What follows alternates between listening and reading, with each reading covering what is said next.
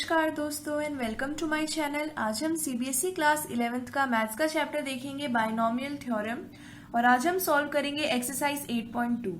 ठीक है, तो ये जो एक्सरसाइज है इसके अंदर आपकी मेनली दो टर्म्स आएंगी, एक आएंगी आपकी जनरल टर्म और दूसरी आएगी मिडल टर्म। ये जो पूरी एक्सरसाइज है ये मिडल टर्म और आपकी जनरल टर्म के ऊपर बेस्ड है। तो सबसे पहले हमें ये जानना जरूरी है कि जनरल टर्म क्या होती है और मिडल टर्म क्या होती है, उसको किस तरह फाइंड आउट करते हैं। ठीक है,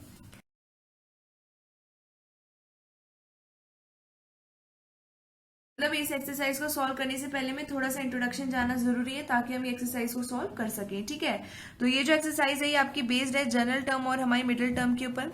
तो सबसे पहले हम देखेंगे जनरल टर्म, यानी कि कोई भी हमारा जो फॉर्म होती है, अगर बाइनोमियल थ्योरम में अगर हम किसी भी टर्म को स्प्लिट कर सकते हैं, जैसे कि हमने a प्लस बी की पावर n के फॉर्म में हमने स्प्लिट किया, तो इसको कॉम्बिनेशन के टर्म में कैसे लिखा था, n कॉम्बिनेशन 0, a की पावर n लिखी थी, b की पावर 0 प्लस में n कॉम्बिनेशन 1, a की पावर n माइनस 1, b की पावर 1 प्लस में। ये कब तक चलता है, जब तक यहाँ पे n कॉम्बिनेशन n, a की पावर n और यहाँ पे पूरी माइनस n और प्लस में यहाँ पे b में n नहीं आ जाता, तब तक हमने किया था। इसका मतलब ये है कि लास्ट टर्म क्या आ जानी चाहिए, n combination n minus n मतलब 0, a की पावर 0 और b की पावर n नहीं आ जाती, तब तक हमें ये लिखना होता है। ठीक है, हम ऐसे लिखते थे कॉम्बिनेशन, जो बाइनोमियल थ्योरम होती है उसकी ऐसे हम एक्सपेंडेशन करते थे। ठीक है, अब नेक्स्ट बात आती है कि जनरल टर्म होती क्या है। ठीक है, तो जनरल टर्म क्या है कि ये जो हमारे जनरल फॉर्म है इसी को हम कहते हैं जनरल टर्म। लेकिन ये जो है ये काफी बार बहुत लंबी हो जाती है, इस वजह से इसको फाइंड करना बहुत मुश्किल हो जाता है। लेकिन अगर आपको एग्जैक्टली कह दिया जाए कि आपको इसकी 17th टर्म निकालनी है, आपको इसकी 14th टर्म निकालनी है, तो आपको किस तरह निकालोगे। तो यहाँ पे अगर आप a प्लस में b करते हो तो कोई टर्म आती है, टी फॉर कोई टर्म आएगी, जैसे कि 17 आ गई, कोई 15 आ गई, 10 प्लस 2 12 आ गई। ठीक है, और इसकी पावर n रहती है, जैसे ये 12 है तो ये 13 के लिए होगा, 14 के लिए होगा, 15 के लिए होगा, मतलब ये चलता रहता है, इसलिए यहाँ पे r प्लस में 1 लिख दिया। ठीक है, अब ये जो हमारे पास हमने इतना बड़ा एक्सपेंड किया था, ये जो फॉर्मूला, इसको ध्यान में रखते हुए जो मैथमेटिशियंस है उन्होंने एक फॉर्मूला नया निकाला है जनरल टर्म का, term r plus 1 is equals to n combination r, a की पावर n माइनस r और b की पावर r। ये क्या है, हमारा जनरल फॉर्म का जो हमारी जनरल टर्म होती है उसका फॉर्मूला है। इस फॉर्मूले की मदद से आप क्या निकाल सकते हैं, इस फॉर्मूले की मदद से आप जनरल टर्म निकाल सकते हैं।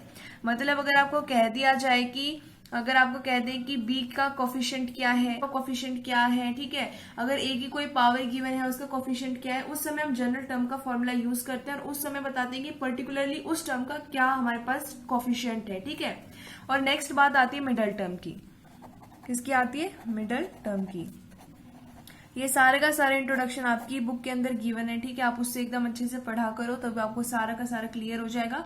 मिडल टर्म की बात आती है तो देखो, कोई भी जो टर्म होती है वो हमारी इवन भी हो सकती है और हमारी टर्म वो ऑड भी हो सकती है। क्या हो सकती है, इवन हो सकती है, मतलब 2 से डिविजिबल हो सकती है, और 2 से नहीं डिविजिबल यानी कि ऑड भी हो सकती है।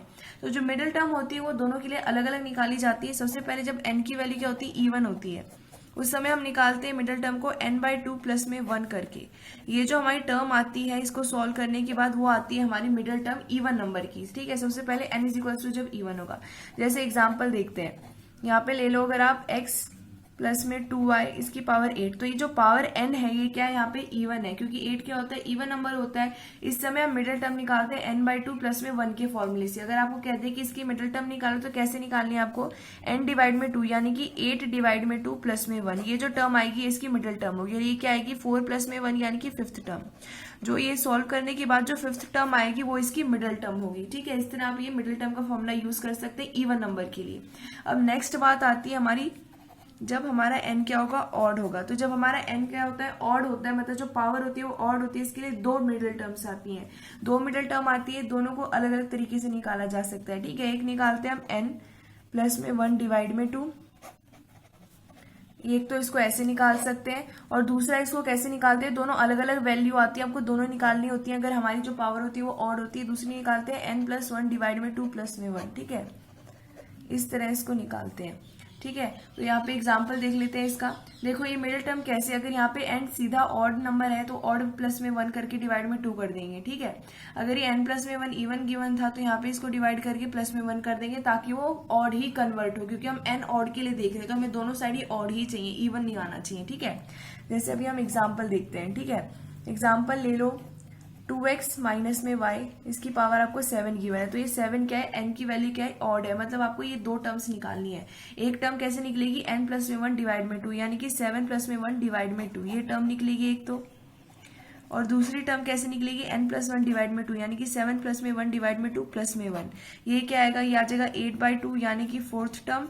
और ये क्या आएगा, ये 4 आ गया और प्लस में 1 यानी कि फिफ्थ टर्म। तो ये दोनों क्या आएंगी, इसकी मिडिल टर्म आएंगी, ठीक है। तो ये आएगी। अब नेक्स्ट एक और इसके लिए बात आती है कि जिस समय हमारी पावर 2n के फॉर्म में प्रेजेंट हो, यानी कि वो एक 2 के मल्टीपल के फॉर्म में प्रेजेंट हो, उस समय हम किस तरह फाइंड आउट करते हैं, ठीक है। तो वो भी देख लेते हैं। अब देखो, अगर मान लो कि हमारा कोई भी हमें इस तरह से गिवन है x प्लस 1/x, ठीक है। यहाँ पे x कोई भी नंबर हो सकता है और इसकी पावर आपको 2n और इसकी पावर आपको 2n के फॉर्म में गिवन है, ठीक है। ये जो n की वैल्यू है, ये जो पूरा 2n है, खुद ही क्या है, एक इवन नंबर है, ठीक है। अगर आप इधर n की जगह अगर आप एक ऑड नंबर भी डालते हैं तो वो मल्टीप्लाई करेगा 2 से, तो वो एक इवन नंबर बन जाएगा। अगर आप 3 डालते हैं तो 3 2 जा 6 हो गया, यानी वो एक इवन नंबर बन गया।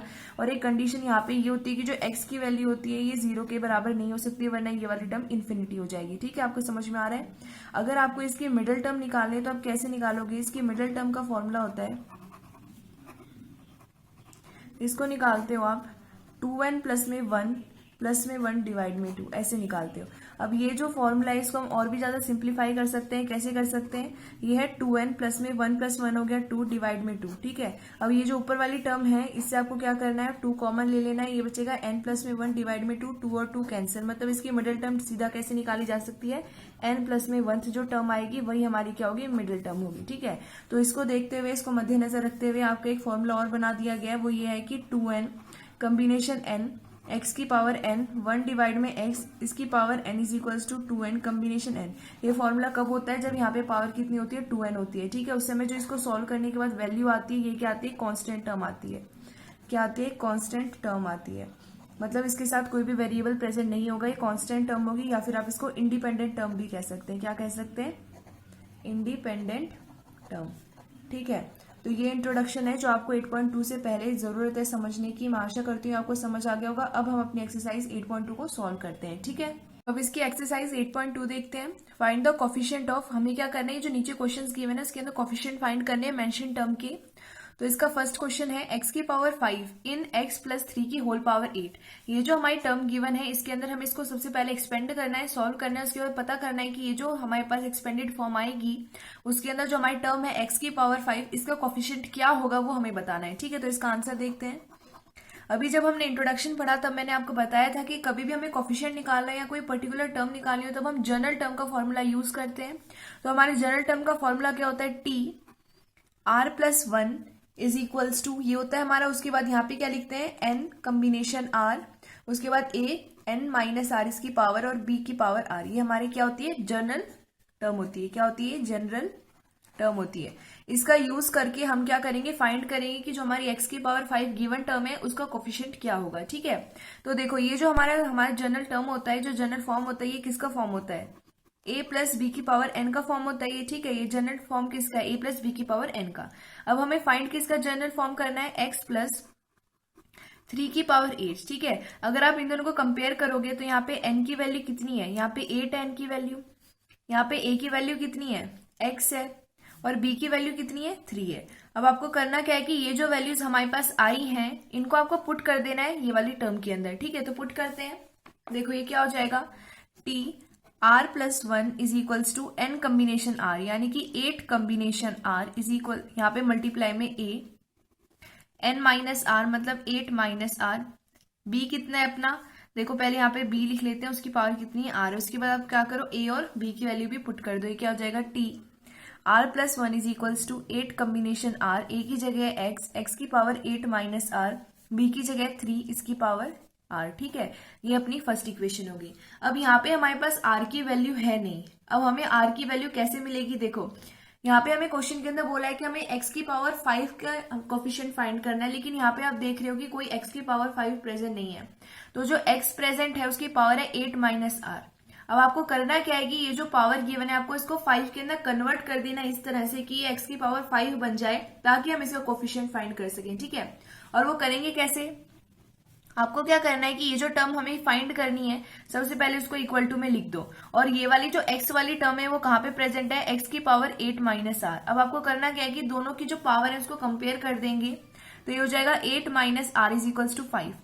आर की वैल्यू कितनी आएगी, 8 माइनस 5 यानी कि 3, तो आर की वैल्यू कितनी आई है, 3 आई है। ठीक है, अब ये जो हमारे पास आर की वैल्यू आ गई, आपको इसको फर्स्ट इक्वेशन के अंदर पुट करना है। देखो, अगर आप इससे डायरेक्टली इसको सीधा देखकर पता करना चाहते हैं कि कितनी वैल्यू आएगी आर की, तो आप वैसे भी कर सकते हैं। यहाँ पे हमें x की पावर 5 चाहिए थी, यहाँ पे हमें गिवन था x की पावर 8। अब 8 में से क्या माइनस करोगे कि ये 5 बन जाएगा, 3 माइनस करेंगे, मतलब आर की वैल्यू कितनी है, 3 है। अब ये जो आर की वैल्यू 3 आई, इसको इक्वेशन नंबर 1 के अंदर पुट कर देते हैं, तो ये क्या बन जाएगा, t r प्लस 1 यानी कि 3 प्लस में 1 is equals to 8 combination r यानी कि 8 कम्बिनेशन 3, x की पावर 8 माइनस r यानी कि 8 माइनस 3 कितनी हो जाएगी, 5, और 3 की पावर r यानी कि 3 की पावर 3। ठीक है, अब आपको करना क्या है कि ये जो x की पावर 5 है इसका कोफिशिएंट क्या आएगा वो हमें फाइंड आउट करना है। तो करते हैं, यहाँ इक्वल टू से लिखते हैं, ये हो जाएगा 8 कम्बिनेशन r, ये किस फॉर्म में, n कम्बिनेशन r। इसका फॉर्मूला क्या होता है, n फैक्टोरियल डिवाइड में आर फैक्टोरियल मल्टीप्लाई में एन माइनस आर का फैक्टोरियल, ये इसका फॉर्मूला होता है। इसको यूज करेंगे, ये हो जाएगा 8 फैक्टोरियल डिवाइड में 3 फैक्टोरियल मल्टीप्लाई में 8 माइनस 3 का फैक्टोरियल, फिर है x की पावर 5, 3 की पावर 3 मतलब इंटू में 3 इंटू 3 इंटू 3, 3 बार 3 को इंटू कर दिया। ठीक है, अब ये क्या बन जाएगा, 8 फैक्टोरियल को लिख सकते हैं, यहाँ पे नीचे 5 फैक्टोरियल आएगा तो 5 फैक्टोरियल तक लिखेंगे, हो जाएगा 8 into 7 into 6 into 5 factorial divide में 3 फैक्टोरियल को लिख सकते हैं 3 इंटू 2 इंटू में 1, और ये हो जाएगा इंटू में 5 फैक्टोरियल, ये कैंसिल हो गया। अब x की पावर 5 और ये 3 यहाँ पे लिख देते हैं, और 3 इंटू 3 कितना हो गया, 9 हो गया। अब ये 3 से ये 3 कैंसिल, अब ये 1 जा ये 4 जा। ठीक है, अब हमारे पास क्या बचा, हमारे पास बचा 4 इंटू 7 इंटू 6 और इंटू में 9 और x की पावर 5। अब ये जो हमारे पास वैल्यू आई है, जब आप इसको सॉल्व कर दोगे तो जो वैल्यू आएगी वो हमारा कोफिशिएंट होगा x की पावर 5 का। तो जब आप इसको सॉल्व करते हैं तब आपके पास कितनी वैल्यू आएगी, 1512 x की पावर 5। तो 1512 क्या है, हमारे x की पावर 5 का कोफिशिएंट है। तो यहां लिख देंगे देयरफॉर द कोफिशिएंट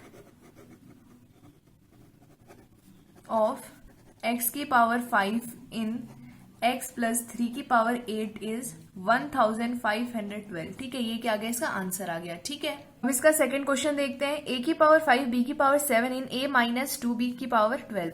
आपको क्या करना है कि ये जो हमारे पास टर्म गिवन है, जब हम इसको सॉल्व करेंगे ये टर्म आएगी, उसके बाद हमें क्या करना है, इसका कोफिशिएंट क्या है हमें फाइंड आउट करना है। तो इसका आंसर देखते हैं, इसमें भी हम क्या करेंगे, जनरल टर्म का यूज करेंगे। जनरल टर्म का फॉर्मूला क्या होता है, T R plus 1 is equals to कितना आता है, एन कम्बिनेशन आर ए की power N minus R B की पावर आर। ये फॉर्मूला यूज करेंगे और उसके बाद फाइंड करेंगे यहाँ पे इसका कोफिशिएंट क्या होगा। ठीक है, उसके लिए आपको क्या करना है, ये जो हमारे पास फॉर्मूला आता है किसका होता है, a प्लस बी की पावर n का। अब हमें फाइंड किसका करना है, a माइनस 2b इसकी पावर 12 का। अगर आप ये वाली टर्म को और ये वाली टर्म को कंपेयर करते हैं तो यहाँ पे a की वैल्यू कितनी है, a ही है, b की वैल्यू कितनी है, b की जगह क्या है, माइनस 2b है, और n की वैल्यू कितनी है, 12 है। ठीक है, अब आपको करना क्या है कि ये जो वैल्यूज मिली है आपको क्या करना है, ये जो जनरल टर्म है इसके अंदर पुट कर देना है। तो कर देते हैं, ये हो जाएगा T R plus 1 is equals to N, यानी एन की जगह कितना है, 12 कम्बिनेशन आर, ए की पावर है 12 माइनस में आर, और बी यानी कि बी की जगह क्या है, माइनस 2b इसकी पावर आर। ठीक है, अब ये जो माइनस 2b है इसको कैसे लिख सकते हैं, माइनस 2 की पावर आर इंटू में b की पावर आर, क्योंकि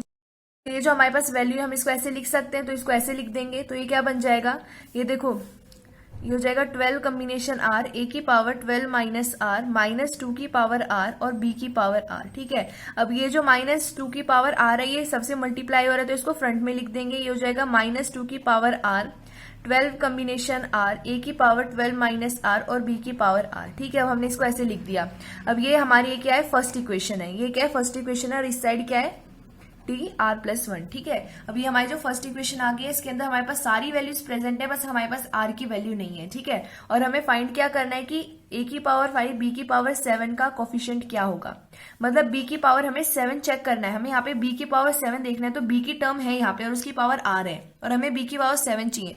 तो हम क्या करेंगे, बी की पावर 7 को बी की पावर आर के इक्वल कर देंगे, दोनों की पावर इक्वल करेंगे तो हमारे पास आर की वैल्यू कितनी आ रही है, 7 आ रही है। ठीक है, या तो आप इसको ऐसे कर दो या फिर आप इसको ऐसे भी कर सकते हो। यहाँ पे हमें a की पावर 5 चाहिए और यहाँ पे a की पावर कितनी गिवन है, 12 माइनस आर, दोनों की पावर कंपेयर करोगे तो 12 minus R is equals to 5, ठीक है। अब ये क्या हो जाएगा, R is equals to 12 minus 5 और ये क्या आएगा 7 आएगा, ठीक है। आप इसको ऐसे भी कर सकते हैं, मतलब फाइनली हमारे पास आर की वैल्यू कितनी आ रही है, 7 आ रही है, ठीक है।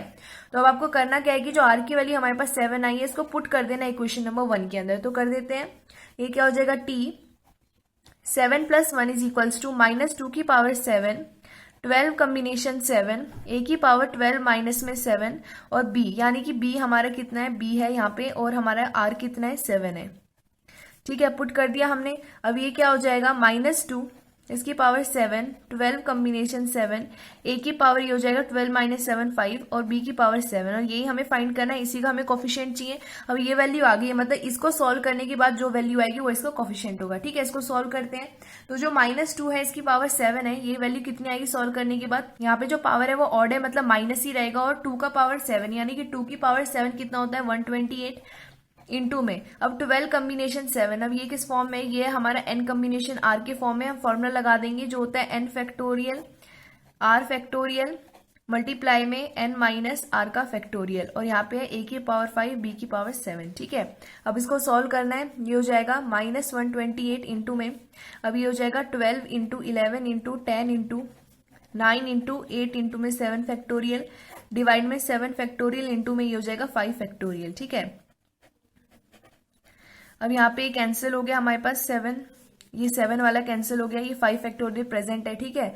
अब ये क्या हो जाएगा -128 इंटू में अब 12 into 11 into 10 into 9 into 8 divide में अब जो 5 फैक्टोरियल ये प्रेजेंट था इसको हम लिख सकते हैं 5 इंटू 4 इंटू 3 इंटू 2 इंटू में 1, अब ये कैंसिल हो जाएगा 5 1 जा 5 2 जा, ठीक है। 2 से 2 कैंसिल, 4 1 जा 4 2 जा, 3 1 जा 3 3 जा, ठीक है। इसके साथ चल रहा है ये हमारे पास, इसका ही हमें कोफिशिएंट चाहिए। तो हमारे पास क्या आया -128 इंटू में 12 इंटू में 11 इंटू में 3 इंटू में 2, ए की पावर 5 बी की पावर 7। अब जब ये वैल्यू जब सॉल्व हो जाएगी तब हमारे पास क्या आएगा, हमारे पास इसका कोफिशिएंट आ जाएगा और ये क्या आएगा हमारे पास, इसको सॉल्व करेंगे तो हमारे पास आएगा -101,376। अब ये क्या आ गया, a की पावर 5 b की पावर 7, यानी कि a की पावर 5 b की पावर 7 का कोफिशिएंट ये है, ठीक है। तो हमने लिख दिया कि therefore the coefficient of a की पावर 5 b की power 7 in a minus 2b की पावर 12 इज -101,376। ये क्या आ गया, इसका कोफिशिएंट आ गया, ठीक है। तो आज इस वीडियो के अंदर हमने 8.2 का इंट्रोडक्शन देखा और फर्स्ट और सेकंड क्वेश्चन को सॉल्व किया है। इनके अंदर हमने देखा है कि हम किस तरह कोई भी गिवन टर्म का कोफिशिएंट फाइंड आउट कर सकते हैं। तो मैं आशा करती हूँ आपको समझ आया होगा। धन्यवाद।